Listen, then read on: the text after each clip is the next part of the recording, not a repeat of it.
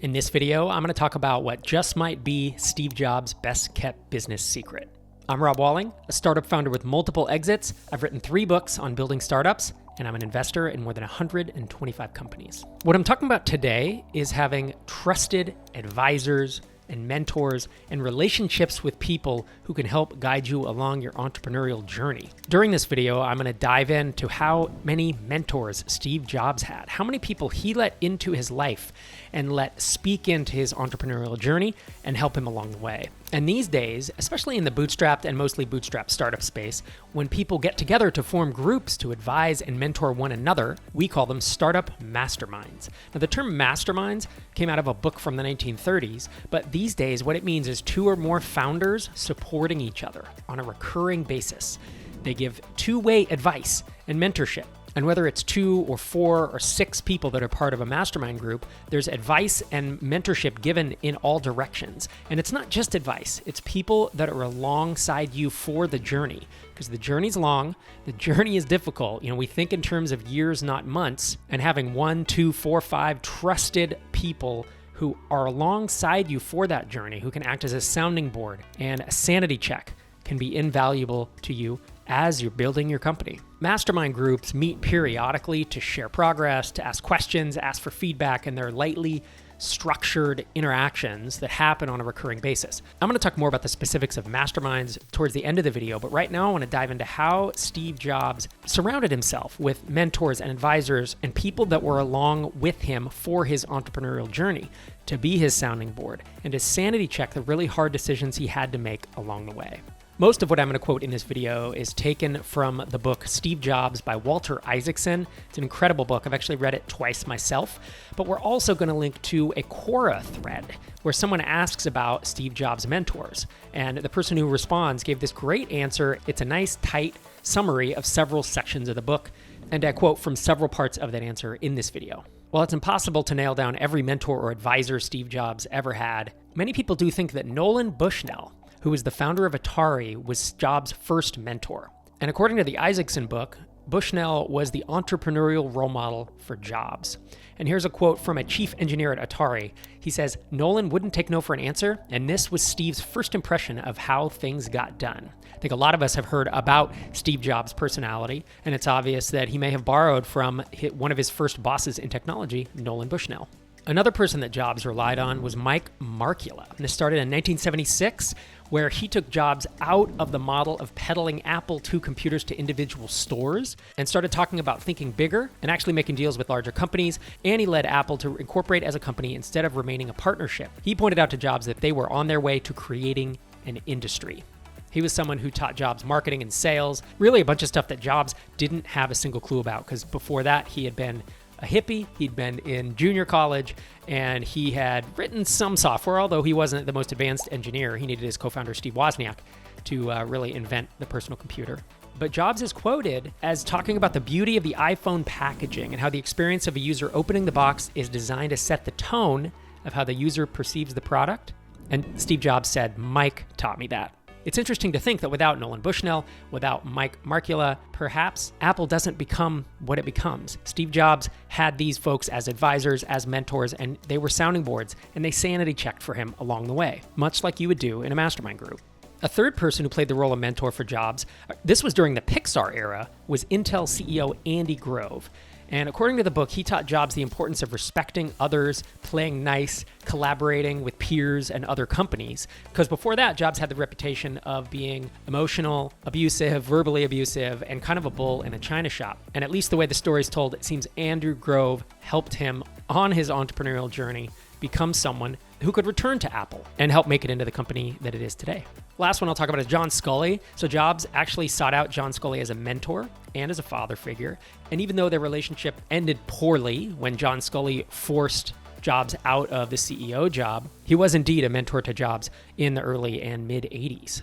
And there were so many others. When I went to research this, I found a list of 10, 12 people. There's Robert Noyce, the inventor of the microchip. There's Bill Hewlett of Hewlett-Packard. There's Bill Campbell, who was a coach later in life. Steve Jobs knew the power of surrounding himself with other smart people who could give him advice, be along on his entrepreneurial journey, and effectively mentor him as he had to make these hard decisions of being an entrepreneur. I myself have used masterminds to great effect during my entrepreneurial career. I first discovered them about 13 years ago, and I talked to one or two other founders and aspiring founders who were trying to make it work, and we would get together every other week and discuss things. I'll talk a little more about format later, but we would talk about the hard things we were doing, the victories, the failures, and ask for advice so that people were alongside us on this journey. I know I keep saying that, but the idea here is it's not just one-time advisors. It's people who really know what's going on with you and who can speak into your life and into your business and help you get where you want to go. At this point, I've been in 3 separate masterminds, the longest of which has lasted 12 years. And I mean no exaggeration when I say I would not be where I am today without having been in these masterminds. I'm still really good friends with all the folks in the masterminds that I've been in over the years, and they had a profound impact on my ability to grow companies.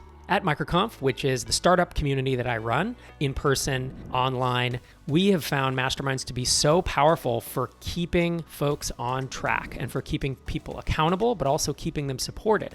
And one of the most requested features, if you will, that we had received for many, many years was, could we help with mastermind matching, or where can I go to get matched up in a mastermind?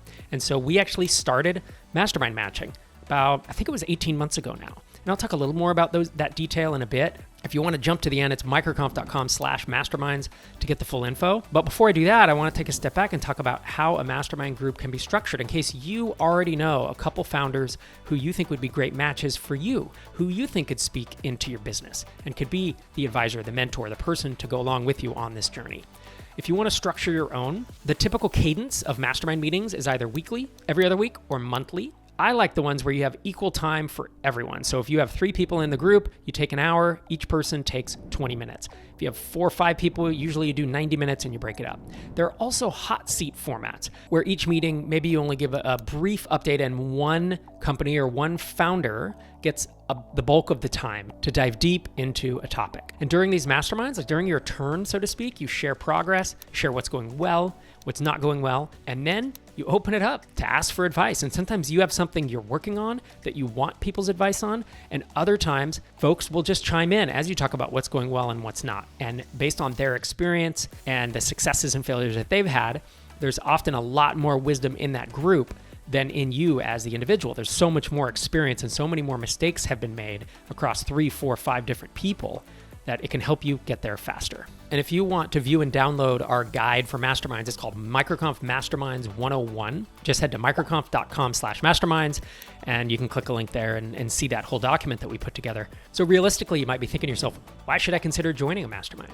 Well, I hope that the thought that Steve Jobs surrounded himself with mastermind-like people to help him on his journey, even though he's considered one of the greatest founders and greatest entrepreneurs of our time, hopefully that carries some weight as to the value of these types of relationships. And of course, there's me and the hundreds, I think we're approaching 1,000 mastermind matches through MicroConf. And anyone you talk to who's been in a mastermind group, usually it's a rave review about the positive impact that it's had on their business. But some more concrete reasons. Once you're in a mastermind, you'll start to realize that no one else is going to understand your journey as much or care as much as the other people in your mastermind. You want your spouse, you want your friend from high school, you want your buddy at work to care about it, but they just can't. They just not like being in your mastermind group. If you've ever felt like you were off doing this journey alone without the support, the mental support, the tactical support that you need, just the encouragement that you're heading in the right direction, that's what masterminds are for. There's advice, there's mentorship, I've talked about that, but the camaraderie and having someone else along for the journey